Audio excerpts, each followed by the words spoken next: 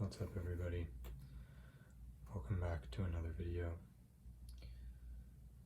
Today, I was thinking I would come back to what I said yesterday about making a study type video. I have a test tomorrow on dental anatomy, so just, the morphology and structure and function of certain teeth. I've got my laptop right here.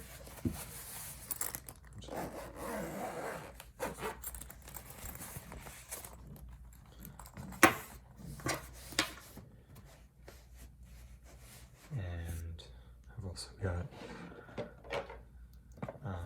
my typodont, which is the tooth model that we use to drill into and also study dental anatomy.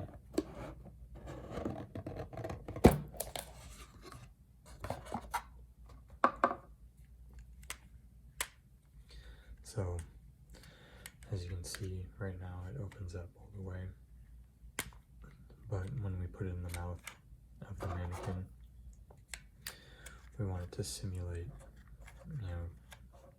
how someone's mouth actually would open. So it's got this bar that kind of limits how far it can open. So I just notch it right in there. And then once it's there, just screw that in. And now you've got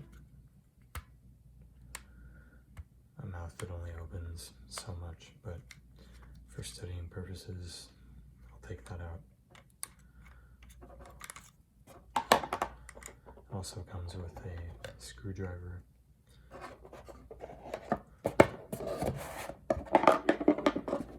Which I will be using because I'm going to need to take out teeth. I apologize, that was really loud. But yeah, you just pop it out like that and say, I want to take out this central incisor right here.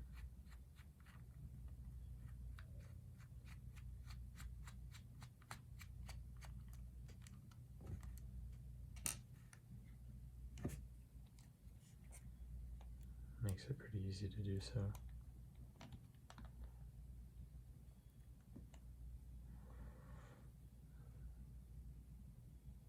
So it's pretty cool I like to use it to study, especially for this class. And so what I'll do is I'll go through the PowerPoints, which obviously you can't really see, but I'll just explain it as I go. And hopefully that helps me as well as makes some relaxing content for you. Thank you again to everyone here that's watching. Really appreciate the support, and I will get to comments soon. I kind of let them build up, and now it's one of those things where I'm like, oh, I'll just do it another time when I have a lot of free time, when it really would only take me about 5 minutes. I've got like 20 to respond to. I don't know how the people with a ton of comments on their videos get to them all. Alright, so let's start out with the central and lateral incisors.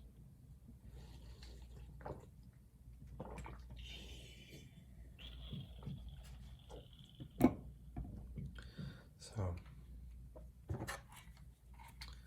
incisors are going to be the front 4 teeth right here.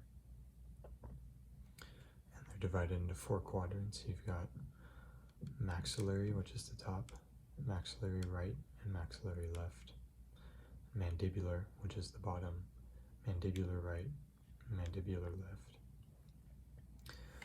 In dentistry, there's a universal tooth numbering system, where if you have the mouth open like this, and say the patient's looking forward, right? So you're doing this from your point of view. So this is the right, this is the left. And you start from the back right on the top, and you wisdom tooth that isn't in this model and usually gets pulled. You have 2, 3, 4, 5, 6, 7, 8, 9, 10, 11, 12, 13, 14, 15, and then it drops down to the bottom left. And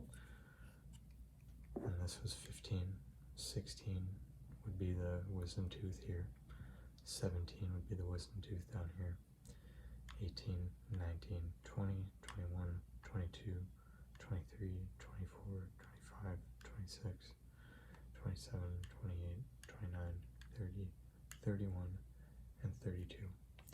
So you have 32 teeth. Today I'll be discussing the incisors first, which are, what would that be? 7, 8, 9, 10, and then 23, 24, 25, 26. So your maxillary right, you've got 7 and 8. You have a lateral and a central incisor. And then 9 and 10, you have a central and a lateral. And the same goes down here for the bottom teeth, the mandibulars. 23 is lateral, 24 is central, 25 is central, 26 is lateral.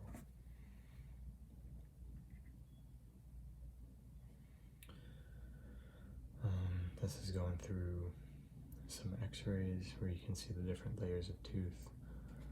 As a quick recap, on the outside you've got enamel, which is mineralized structure. Beneath the enamel you've got dentin, which is also slightly mineralized, but it's a little bit softer. Then you've got cementum, which is the coating of the root, which you can't see here, and pulp, which is the center of the tooth that has the blood supply and the nerves and all that. So the teeth we'll be talking about today are the anterior teeth. Those are the canines and incisors. Your molars being premolars right here, and your molars right here are posterior teeth. So think of a line right there, anterior, posterior. All right.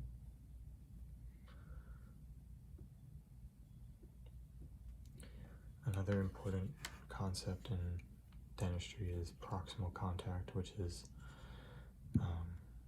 the contact between two teeth. It's not pressing hard enough against each other to cause issues, but they need to be in contact. You know, if you've flossed before, you can tell, you know, it's hard to squeeze it in between teeth sometimes. And what people generally know is having a gap is actually called a diastema or diastema. I'm not sure where the emphasis is on that word, but that's the technical name for a gap. It's a space in which the proximal surfaces are not touching. It's most commonly seen in anterior teeth because when you smile, you'll have that gap. Here it says central incisors have two mesial surfaces next to each other. Mesial being midline, so here, here, here, here, here, those are mesial, whereas like here, here, here, and here, those are distal surfaces. It says central incisors have two mesial surfaces next to each other, and that's because this is mesial, this is distal, mesial, distal. It's the only place in the mouth where two mesials come together, right at the midline. So the function of these incisors is to cut food, enable articulate speech. You know, when your teeth were coming in, if you didn't have your front teeth at the time, you probably had a little bit of a lisp, and I couldn't get that S sound, because when you do S, you kind of, you know, vibrate air between your tongue and your incisors right here. It also supports the lips to maintain good appearance, and it helps guide the mandible during its movements. So, as you know, the top, the maxillary portion of your mouth is locked in place, and your bottom's the one that moves. So it helps guide the mandible by having these surfaces that are not exactly flat, so it comes in and has a place to slide up against and stop. So in the incisors there are 5 surfaces, those being the facial or labial on here, because they're part of the face facing the labial surface, which is the lips. You have a lingual back here. Lingual meaning on the tongue side. We already went over mesial and distal, so mesial is closer to the midline, distal is far away, so on the central here, mesial would be here, distal there, and on the lateral, mesial here, distal there. And it just flip-flops when you go to the other side. The plane that we're concerned with here is the incisal. So all these other surfaces run vertically up and down. As we say, cervical incisal, but this one runs side to side or mesiodistally.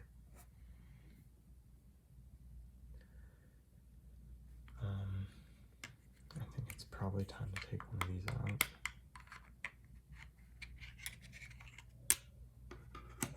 Don't want it to go flying like last time.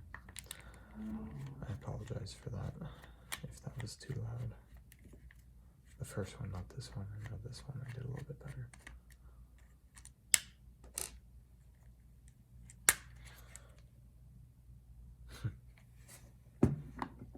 Looks like a hockey player. So, in this next slide, they're discussing the tooth development from lobes. It says anterior teeth form from 4 lobes. Let me get a pencil so I can mark on this one. So it says here that the tooth crown, which is from here to here, develops from lobes, which are primary growth centers, and they come together to form the tooth. If you can get this here, you've got 1 lobe here, a 2nd lobe in the middle, and the 3rd lobe on the side right there. You can see how there's kind of ridges and texture to it. And there's a 4th lobe right here in the back. This guy right here that's a little raised. That's your 4th lobe right there. So you've got 3 on the front and 1 in the back.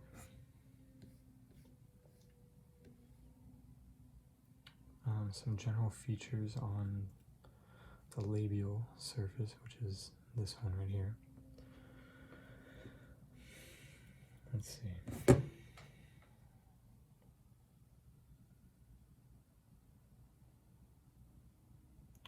Well, it kind of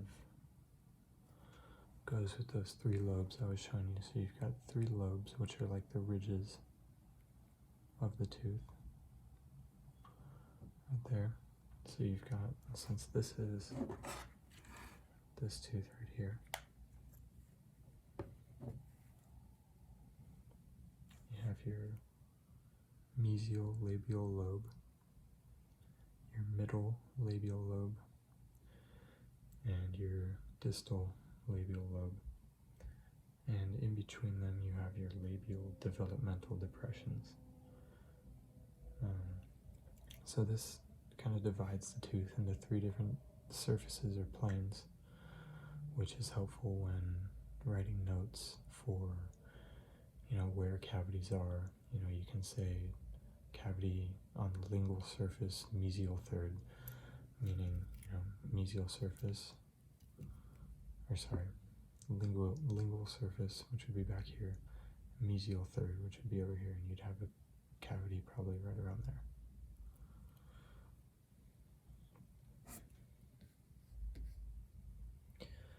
I'm thinking at this point maybe I'll just keep it to incisors only, because I've got 27 more slides. I'm only through 12 of them with y'all.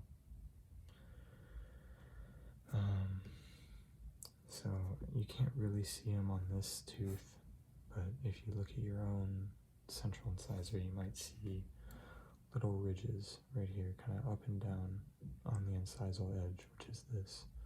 You can kind of see that a little bit, but these teeth are pretty uniform and flat. So those little elevations are called mamellans, basically melon with MA in front of it. And those facial lobes that we were just talking about contribute to that. They're typically seen on newly emerged teeth, which I actually remember now reading that, when my baby teeth fell out and my new incisors came in, I was wondering why they were kind of spiked like a shark tooth almost. And it says they usually wear off after the tooth is in function for a while. But I've still got little tiny ones, they're just not as sharp. It says mamellans are not seen on adult. When they remain on an adult, they suspect malocclusion may require orthodontic intervention. Malocclusion basically meaning bad occlusion, closing of the teeth, so your teeth don't close properly. Here we've got really good occlusion from this model because it's a model.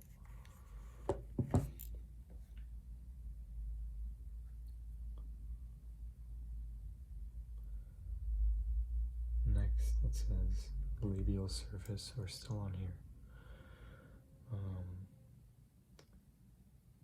It says perikymata, that's Perikyymata,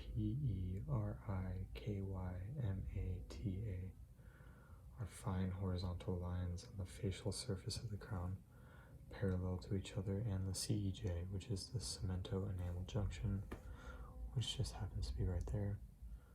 As I was saying, enamel covers this, cementum covers the root, so your cemento-enamel junction is just the line between root and crown.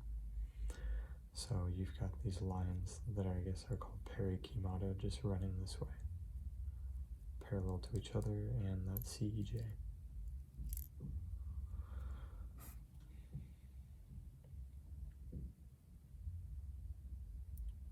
They do wear away in time like the mamellans. They can be found on all teeth, but they're usually easiest to notice on the anterior teeth.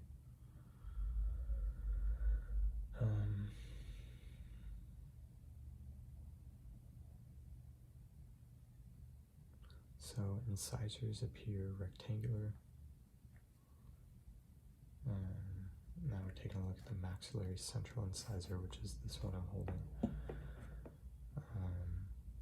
It says usually longer incisal gingivally, which is this, than mesiodistally, which is this, and you can see that it's longer this way than this way. It also says that it kind of tapers towards the cervical third, which is up here. So it's broader right here, and it tapers down right there, as you can kind of see. This crown is the longest of all crowns in the teeth. So, as you can see, it's longer than any of these. And it's the widest of the incisors, which isn't hard because they've only got one other competitor. Well, actually, no, make that 3 other competitors. They've got maxillary lateral, mandibular central, and mandibular lateral.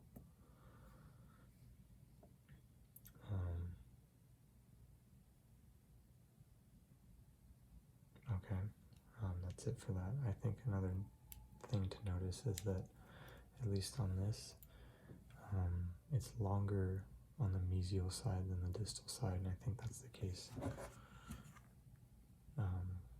for the other one as well. We're going to move on to lateral now, so I'll put this one back.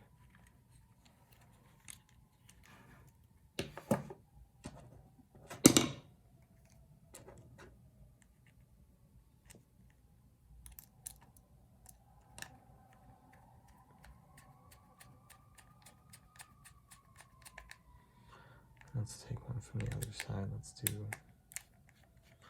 the right maxillary lateral incisor.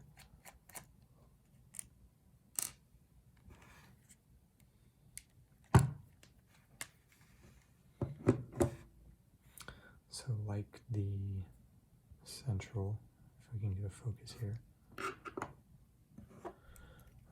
they're narrower here than they are here, and they're longer than they are wide. So they're longer incisor-cervically than they are mesiodistally, and they're broader at the incisal third than they are at the cervical third.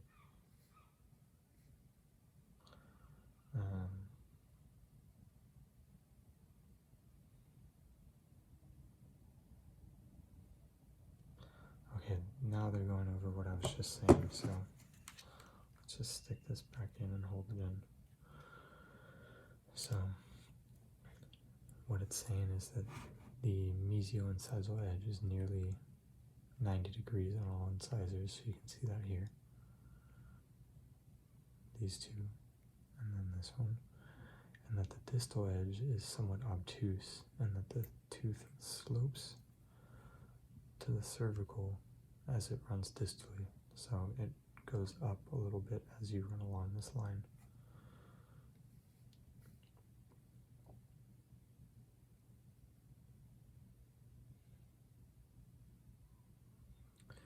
So to distinguish between the central and lateral on the maxillary surface, of course the central is bigger, but the edges of the lateral are rounder than that of the central, and the mamellans and labial impressions are less prominent.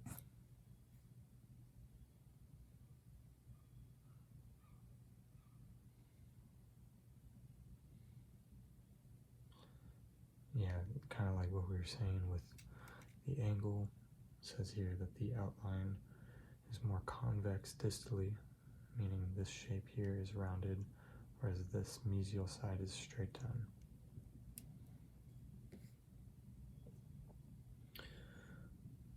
Both central and lateral incisors have cervical lines that are convex and toward the apex facially and lingually.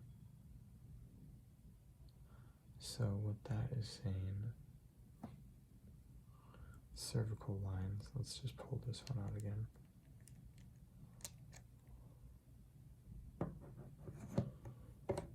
Cervical lines that are convex towards the apex facially and lingually. So you can imagine that CEJ we were talking about. I'm just going to outline it. CEJ was the cemento-enamel junction, essentially the separation between crown and root. And so what this is saying is that these cervical lines have a little dip in them. They're convex and they face toward the apex on both sides. There's one side, there's the other. Okay.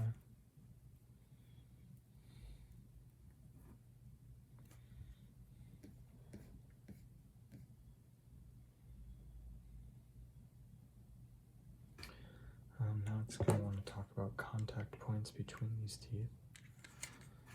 So you hold that in there.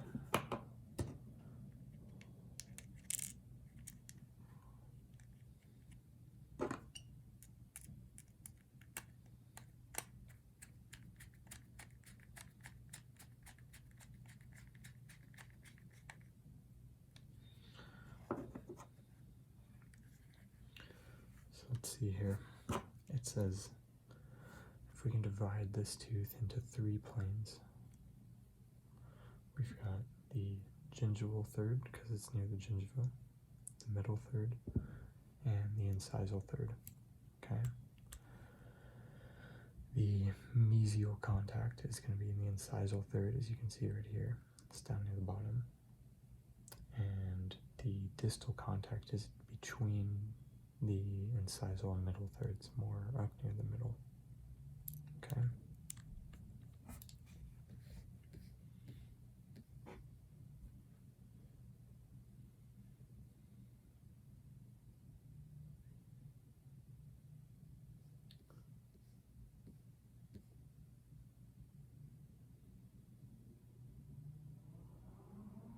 So here it's saying the distal contact is more cervical than the mesial, which we just pointed out here. It's more cervical, meaning closer to the gums. This is a pattern with a few exceptions. Maxillary laterals, mesial contact is in the incisal third, distal contact in the middle third. Okay. Their distal contact is the most cervical of all incisors. That would be right here, but it doesn't look that cervical to me. I guess more cervical than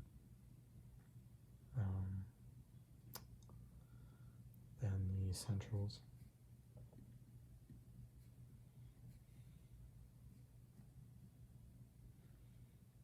Okay, how about mandibulars?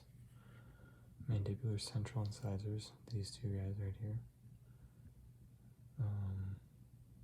have mesial and distal contacts at the same level on the incisal third, but the mandibular lateral, mesial contact in the incisal third, and a distal contact that's more cervical but also in the incisal third as well. All incisors have distal proximal contact more cervical than the mesial, except for number 24 and 25, which is these two, and they're even. 13 more slides to go. The lingual cingulum. Cingulum is C-I-N-G-U-L-U-M.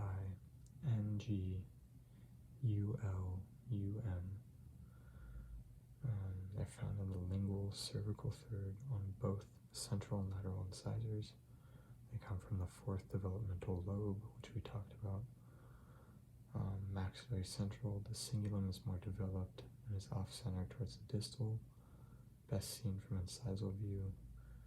And then in the lateral, the cingulum is more centered. So let's take a look at that. Okay, as you can see here, it kind of does go a little bit closer to the distal on the two centrals, and it's centered right there.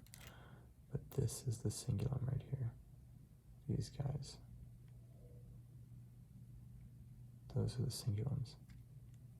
And they come from that fourth lobe, that fourth developmental lobe. Marginal ridges. Okay, those are the ridges on the sides of the tooth right here. I don't know if you can tell, but they just come up a little bit, leaving kind of a fossa in the middle here. Oops. So in the central incisors, which are these guys, the marginal ridges are prominent.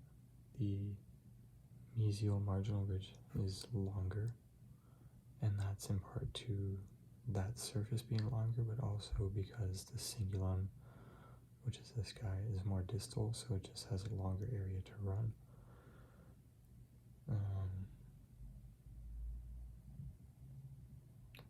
And the distal marginal ridge is shorter.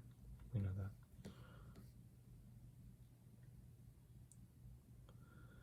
Lateral incisors also have the distal marginal ridge appear shorter than the mesial, more so than on centrals.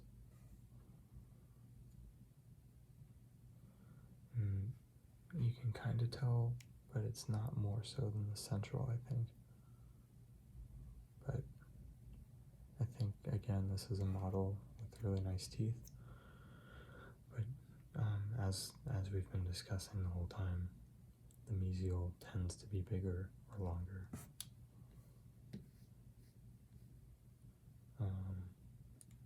The laterals have smaller fossa, which are these little pits right here, and that just makes sense because they're smaller teeth.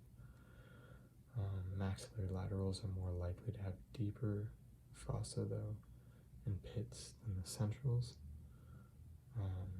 So they're more commonly hit with cavities, and like I said in the last video, the technical name for cavities are caries. That's the disease. You get a cavity when you have caries. So although these are smaller, they tend to be deeper, leading to more cavities.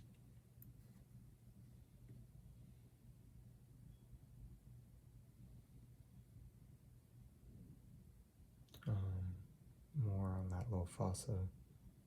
There's variations in it. They can be deep, with prominent ridges, any of the above. Alright, so the height of contour is the term to describe where the tooth kind of changes angle. If you can see here on the incisors here, it's pretty flat, and then it like has a change in angle right near like the middle and cervical thirds. It kind of shifts. It's hard to see on camera, but you can kind of see it from here, and you can feel it with your finger.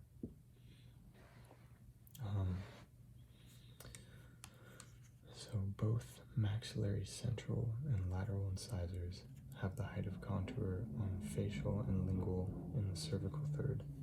So, like I was just saying, it's that cervical third right there where it starts to bend. And it's the same on the lingual side, and that's kind of hard to see, so let me just take it out again.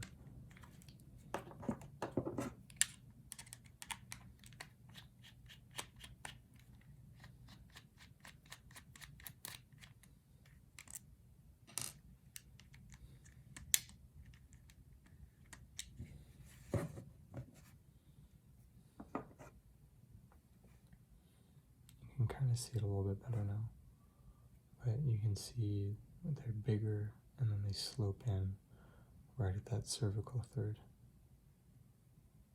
the top third, if you will. I think that goes for the mandibulars as well.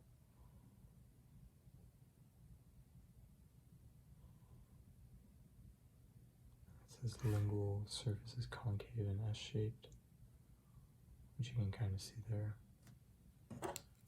You've got an S.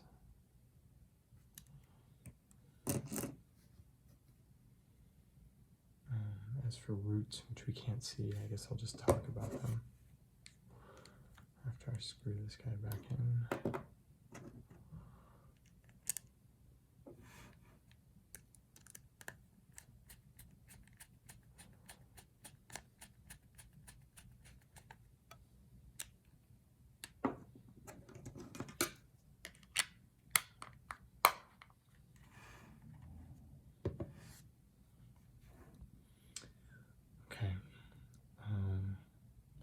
Central incisors,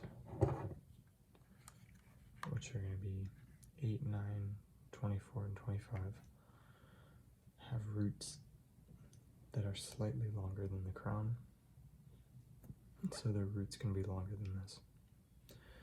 The root is thick in the cervical third and narrows through the middle to a blunt apex, so basically it just looks like a triangle starting thick here and eventually running to a tip at the apex. Because the root is short relatively compared to these other teeth, the tooth is not ideal to support prosthetics, meaning crowns. It's conical, as they call it, and that's underlined and bolded. The maxillary lateral incisor has a relatively longer root. They're about the same size, but because this tooth is smaller, it's longer relatively. It's more likely to bend distally at the apex, so it'll come up like this and then kind of hook that way.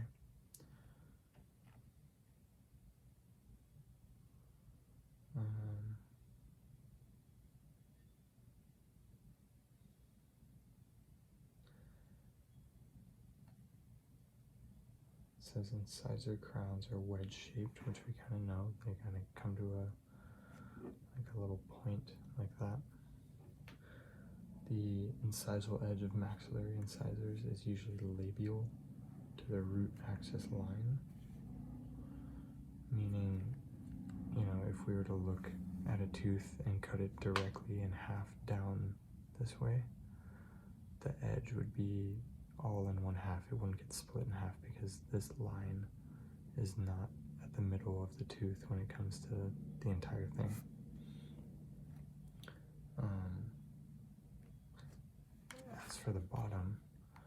the incisal edge is usually lingual to the root axis line, so it comes and bends back a little bit. And if you were cut it in half, the edge would be on this side rather than this side.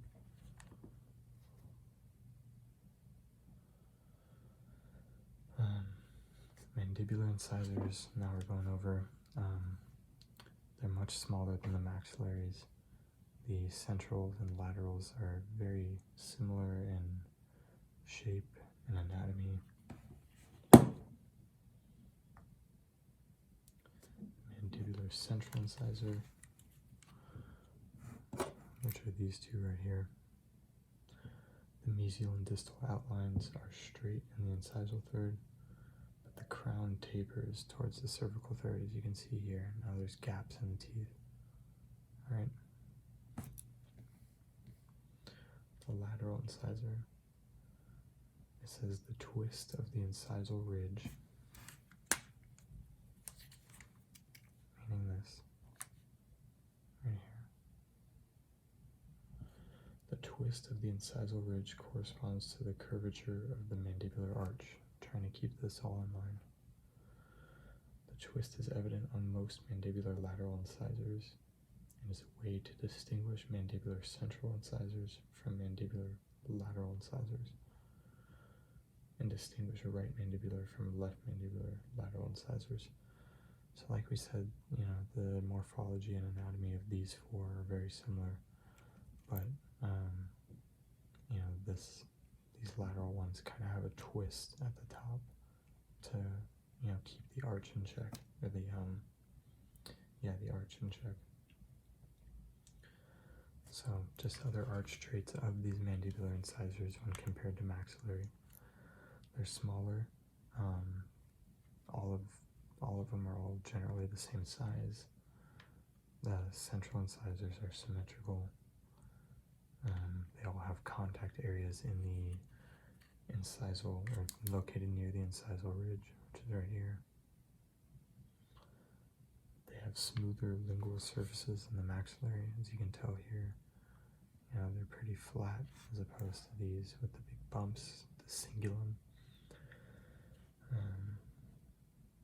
Their incisal edge is lingual to the root axis as opposed to more labial for these ones. And their roots are longer than centrals on both of them.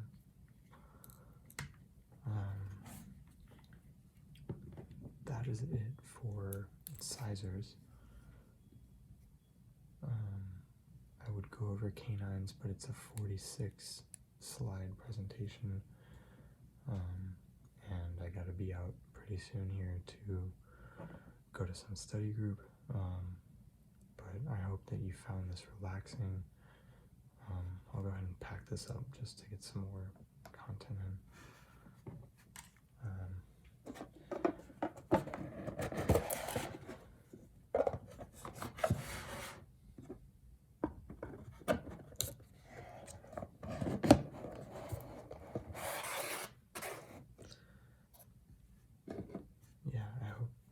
Found this relaxing.